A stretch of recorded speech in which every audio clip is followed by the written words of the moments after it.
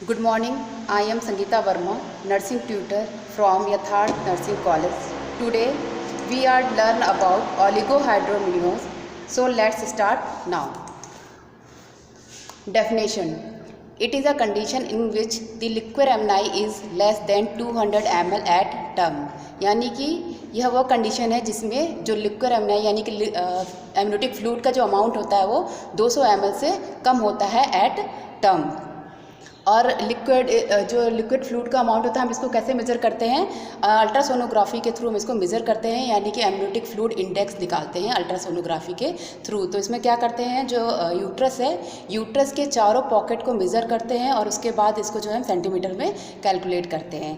तो अगर 10 to 14 अगर स्कोर आता है तो इसे हम एवरेज बोलेंगे, और लेस देन 10 है तो माइल्ड, लेस देन 7 है तो मॉडरेट, और लेस देन 5 है तो इसको हम सीवियर ओलिगोहाइड्रोमिनियास बोलेंगे। यानी कि यह एक जो है डेंजरस कंडीशन होती है।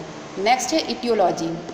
इटियोलॉजी में जो इसका जो मेन कॉज होता है, एग्जैक्ट कॉज होता है वो अननोन होता है, यानी कि इडियोपैथिक कॉजेस होते हैं जिसका कारण अभी तक पता नहीं चल पाया है। फिर है फीटल एनोमलीज, यानी कि फीटल एबनॉर्मलिटीज़ के केस में भी ओलिगोहाइड्रोमिनियास हो जाता है। फिर है PROM, यानी कि प्री रप्चर ऑफ मेम्ब्रेन, यानी कि जो मेम्ब्रेन है उसका पहले ही रप्चर हो जाना। पोस्ट मैच्योरिटी के केस में, यानी कि जो डिलीवरी डेट है उस डेट पे डिलीवरी ना होने के केस पे भी क्या होता है कि ओलिगोहाइड्रोमिनियास हो जाता है। फिर है नेक्स्ट है इन्फेक्शन, और फिर है प्लेसेंटल इनसफिशिएंसी।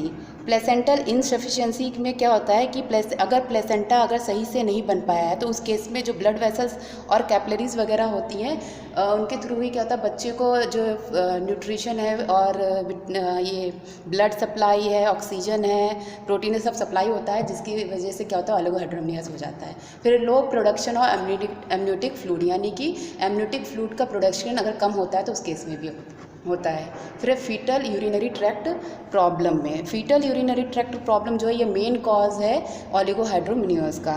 तो इसमें क्या होता है, फीटल यूरिनरी ट्रैक्ट प्रॉब्लम में जो पोस्टीरियर यूरेथ्रल वॉल्व होता है उसमें कंजेनाइटल ऑब्स्ट्रक्शन आ जाता है। तो हम क्या, इसमें क्या होता है, बच्चा फिर यूरिन पास नहीं कर पाता है। तो इसमें अल्ट्रासोनोग्राफी के थ्रू हम आसानी से देख सकते हैं कि बच्चे का जो ब्लैडर होता है वो फुल होता है, जिससे कि हम डिलीवरी के बाद इसको हम करेक्ट कर सकते हैं। फिर नेक्स्ट है लीकेज ऑफ एमनियोटिक फ्लूइड, यानी कि एमनियोटिक फ्लूइड का लीक होना। तो मेन जो लीकेज होता है वो 4 मेम्ब्रेन, यानी कि जो PB लीकेज जिसे बोलते हैं हम, यानी कि जो 4 मेम्ब्रेन होती है, नीचे की जो मेम्ब्रेन होती है, अगर उसमें अगर लीक हो तो क्या होता है कि जो एमनियोटिक फ्लूइड होता है वो काफ़ी मात्रा में लॉस हो जाता है, और बच्चे का जो मैक्सिमम जो सरफेस होता है बाहरी एटमॉस्फेयर से मतलब उसका कांटेक्ट हो जाता है। ये कंडीशन सबसे ज़्यादा डेंजरस कंडीशन होती है, जिसमें बच्चे की डेथ भी हो जाती है। फिर नेक्स्ट है क्लिनिकल फीचर्स। क्लिनिकल फीचर्स में है uterine height is less than normal uterine height, यानी कि जो यूट्राइन हाइट है वो नॉर्मल यूट्राइन हाइट से कम होना, यानी कि जेस्टेशनल एज के अकॉर्डिंग यूट्राइन हाइट का कम हो जाना। नेक्स्ट है डिक्रीज फीटल मूवमेंट, यानी कि बच्चे की जो मूवमेंट है वो कम होना, जितनी मूवमेंट करनी चाहिए बच्चे को उतनी मूवमेंट नहीं करना, या फिर बच्चे की जो फीटल हार्ट रेट है उसको जो उसमें एबनॉर्मलिटीज़ पाया जाना। फिर है माल प्रेजेंटेशन के केस में नेक्स्ट है फीटल पार्ट्स फील ईजिली। तो इसमें क्या होता है, जो बच्चे के जो पार्ट्स हैं वो आसानी से फील हो जाते हैं क्योंकि जो फ्लूइड है वो कम हो जाता है। नेक्स्ट है uterus feel full of foetus, और जो यूट्रस होता है वो फीटस से भरा हुआ महसूस होता है। नेक्स्ट है इंट्रा यूट्राइन ग्रोथ रिटार्डेशन या रिस्ट्रिक्शन। तो इसमें क्या होता है, जो फ्लूइड होता है अगर फ्लूइड कम होगा तो फ्लूइड से ही क्या होता है, एमनियोटिक फ्लूइड से ही बच्चा जो है न्यूट्रिशन और विटामिन्स और मिनरल्स, ऑक्सीजन, ब्लड सब कुछ उसको मिलते हैं। तो जिसकी वजह से क्या होता है कि इंट्रायूट्राइन ग्रोथ रिटार्डेशन होने के चांसेस रहते हैं।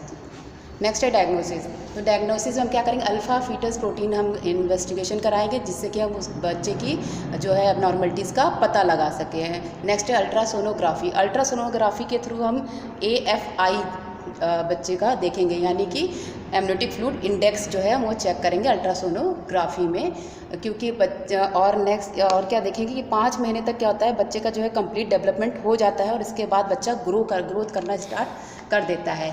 तो अगर फ्लूइड कम होगा तो बच्चे का ग्रोथ भी जो है वो रुक जाएगा। फिर है एमनियोसिंथेसिस। एमनियोसिंथेसिस के थ्रू हम क्या करेंगे, एमनियोटिक फ्लूइड में अगर कोई एबनॉर्मलिटीज़ है तो उसको भी हम चेक करेंगे। फिर है नेक्स्ट ब्लड एग्जामिनेशन करेंगे, फिर हम फिजिकल एग्जामिनेशन करेंगे और इसके बाद आता है कॉम्प्लिकेशन। तो कॉम्प्लिकेशन जो होते हैं वो 2 टाइप्स के होते हैं, मैटरनल और फीटल कॉम्प्लिकेशन। तो मैटरनल कॉम्प्लिकेशन में पहला है अबॉर्शन होने का खतरा रहता है। नेक्स्ट है पोस्ट मैच्योरिटी, यानी कि जो डिलीवरी की डेट है वो आगे बढ़ जाती है। फिर है प्रोलॉन्ग लेबर, यानी कि लेबर का जो टाइमिंग है वो ज़्यादा हो जाता है। फीटल कॉम्प्लिकेशन में आता है IUGR, यानी कि इंट्रा यूट्राइन ग्रोथ रिटार्डेशन होता है। कॉर्ड कंप्रेस हो जाती है, यानी कि कॉर्ड जो है वो दब जाएगी, जिससे कि कई बार बच्चा मतलब कि उसकी डेथ भी हो सकती है या फीटल डिस्ट्रेस हो सकता है। इंट्रा यूट्राइन यानी कि डेथ हो जाएगी। नेक्स्ट है मैनेजमेंट। तो मैनेजमेंट में है, पहला हम क्या करेंगे, काउंसलिंग करेंगे। तो काउंसलिंग में हमें क्या करना है, अगर कोई भी अंडरलाइंग कॉजेस है, यानी कि BP है माँ को, किडनी प्रॉब्लम है, लंग्स प्रॉब्लम है, हार्ट प्रॉब्लम्स है, तो हम क्या करेंगे, काउंसलिंग के थ्रू जो है माँ से बात करेंगे और इन कॉजेस को दूर करेंगे ताकि जो है ये ओलिगोहाइड्रोमनियस की कंडीशन ना हो। नेक्स्ट है सीरियल USG। सीरियल USG के थ्रू हम यही देखें, बच्चे का ग्रोथ एंड डेवलपमेंट हम मेज़र करते रहेंगे और जो एमनियोटिक फ्लूइड का इंडेक्स भी हम उसको चेक करते रहेंगे। नेक्स्ट है डिलीवरी पोस्ट टर्म केसेस में, यानी कि अगर पोस्ट मैच्योरिटी हो रही है तो उस केसेस में बच्चे की डिलीवरी कराएंगे।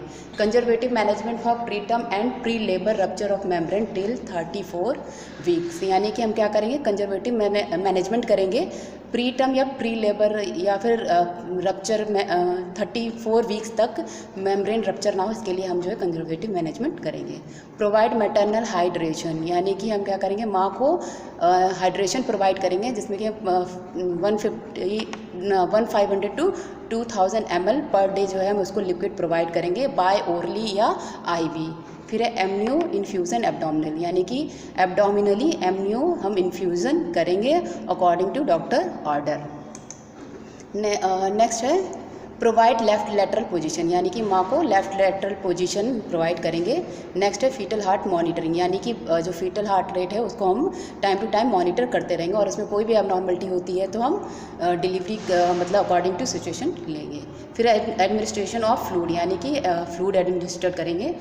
नेक्स्ट है क्लोज मॉनिटरिंग ड्यूरिंग लेबर, यानी कि लेबर के दौरान जो है हमें क्लोज मॉनिटरिंग करते रहना है, माँ की और फीटस की कंडीशन का क्लोज मॉनिटरिंग करते रहना है। फिर if foetal heart rate abnormal immediate done CS, अगर बच्चे की हार्ट रेट एबनॉर्मल होती है या कोई वेरिएशन उसमें मिलता है तो हम क्या करेंगे, इमीडिएट जो है सीजेरियन सेक्शन करेंगे, या फिर बच्चे की कंडीशन या माँ की कंडीशन इक्लेम्शिया होता है या एबनॉर्मलिटीज आती है हार्ट रेट में तो उसके अकॉर्डिंग जो है हम लेबर का जो है सिलेक्शन करेंगे।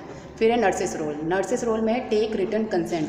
ओलिगोहाइड्रोमनियास के केस में हम जो है रिटर्न कंसेंट लेंगे, जिसमें कि हम उनके पेशेंट के रिलेटिव्स को पेशेंट की कंडीशन के बारे में और कॉम्प्लिकेशन के बारे में बता देंगे।